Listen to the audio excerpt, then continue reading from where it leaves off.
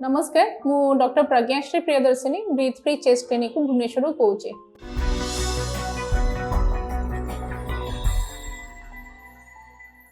आज आम मैंने कथा हवा ट्यूबरकुलोसिस उपरे। आपण मैंने समस्ते जानती सब भारतीय स्तर रे इवन अंतर्जातीय स्तर रे प्रति वर्ष मार्च 24 तारीख को आम वर्ल्ड ट्यूबरकुलोसिस डे भाव पालन करथाउ। सब वर्ष भरी ए वर्ष मध्य गोटे थीम बा गोटे प्रिंसिपल उपरे आम ट्यूबरकुलोसिस डे टा सेलिब्रेट करू। सेटा होची yes we can end TB. Tuberculosis टी मुख्यतः माइकोबैक्टीरिया ट्यूबरकुलोसिस नामक एक बैक्टीरिया रे होइथाय, जहा कि मुख्यतः आमर एयर ड्रॉपलेट द्वारा गोटे मनुष्य पाखु आ गोटे मनुष्य पाखु जाइथाय। काश द्वारा किंबा कोनोसी रोगी जदि छिंकी दिए तार कांटेक्ट रे आसे भल लोक मध्ये होइथाय। टीबी इन्फेक्शन रे मुख्यतः आमर लंग्स को अफेक्ट करिथाय। ताहा छडा लंग्स छडा बा फुसफुस छडा स्किन, ब्रेस्ट, आपणकर आखि, आपणकर बोन, ब्रेन, आपणकर जेनाइटो यूरिनरी सिस्टम ए सब ऑर्गन को मध्ये अफेक्ट करिथाय।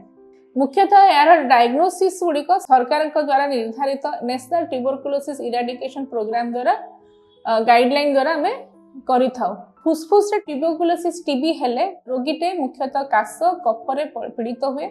जदि कोनोसी रोगी कफ लगी रही काश लगी रही 2 सप्ताह अधिक हेले आमको कफ टीबी पई आपनकर कफ परीक्षा करवाटा निहाती जरूरी। ता छड़ा आमको केतरा आमको एक्सरे मध्य करिया पे पड़ी थाए। टीबी रोगटी आपनकर ट्रीटेबल एवं क्यूरेबल, सेथि पई प्राय 6 मास पर्यंत आमको औषध खाइबा पड़े। केतरा रे आमको 6 मास रु अधिक भी 9 मास की 12 मास पर्यंत भी आमको औषध खाइबा पे पड़ी पारे। किंतु वर्तमान कोन होची ना आमे केतरा चैलेंजेस देखुचु टीबी रो ट्रीटमेंट बा डायग्नोसिस रे। सेटा होची रेजिस्टेंट टीबी।